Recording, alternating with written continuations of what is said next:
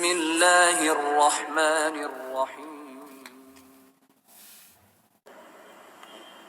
Oleh karena itu Syekh Muhammad bin Abdul Wahhab An-Najdi At-Tamimi dalam kitabnya Kitabut Tauhid, beliau menerangkan bahwa kesyirikan yang pertama kali terjadi di permukaan bumi sebabnya karena ghulu, berlebih-lebihan di dalam mengagungkan, di dalam memuliakan orang yang saleh. Memuliakan orang saleh memang bagian dari agama kita, tetapi tidak boleh melampaui batas, keluar dari koridor syariah. Ini menerangkan kepada kita bahayanya sifat atau sikap lebay dan alay terhadap orang soleh. Gara-gara lebay dan alay, akhirnya dia mengucapkan kalimat-kalimat terhadap orang soleh tersebut yang mengeluarkan dia dari posisi manusia ke alam sembahan yang disembah selain Allah. Contohnya ini, tujuan awal membuat karikatur, ya, gambar, foto 5 orang soleh tadi bukan untuk menyembah. Tidak ada tujuan untuk menyembah sedikit. Tujuan utamanya untuk mengenang, supaya anak keturunan kita kenal siapa ulama karismatiknya, agar kita termotivasi setiap kali melihat patung mereka, ya, gambar mereka. Tetapi begitu generasi demi generasi silih berganti, datang generasi yang sudah jauh dari nenek moyang mereka tersebut. Mereka sudah berada dalam kebodohan, jauh dari ilmu agama, mulailah gambar-gambar orang saleh tadi itu disembah. Dan ini pula yang kita khawatirkan.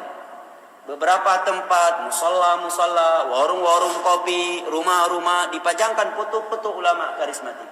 Yang pertama, dia menyelisih hadis Nabi yang melarang kita memajang foto makhluk bernyawa di rumah.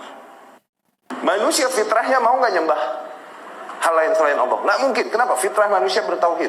Kenapa kok bisa sampai titik nyembah yang lain? Itu dia. Nggak pakai maksiat, tapi pakai apa? Pakainya bid'ah. Pertama ketika mereka dibisikin, diagungkan orang-orang tersebut di hati mereka. Dibisikan, didongengkan dari zaman ke zaman, Dongeng ini bertambah tuh. Diceritakan tentang kebesaran karomah atau mukjizat mungkin yang ada pada beberapa individu tertentu tuh.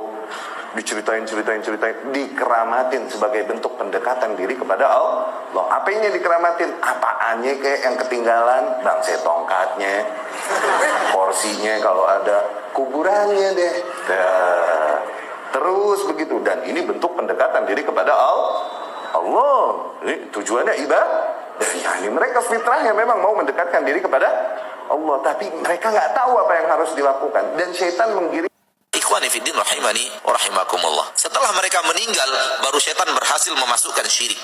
Mereka penyambung lidah para nabi dan para rasul, mendakwahkan agama yang hak. Setelah mereka meninggal, orang terlalu cinta kepadanya, akhirnya mulai diibadati setelah meninggalnya dia.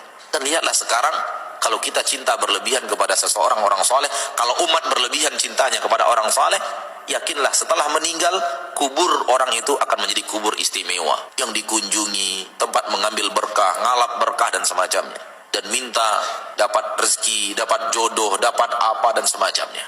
Karena berlebihan, cinta yang berlebihan kepada orang soleh. Kita wajib mencintai orang soleh, namun tidak boleh mencintainya berlebihan. Semoga Allah subhanahu wa ta'ala memudahkan kita untuk menanamkan tauhid, akidah di dalam hati kita, hati orang-orang yang kita cintai, menyebarkan agama tauhid di permukaan bumi ini, karena tauhid adalah pondasi seluruh ketaatan.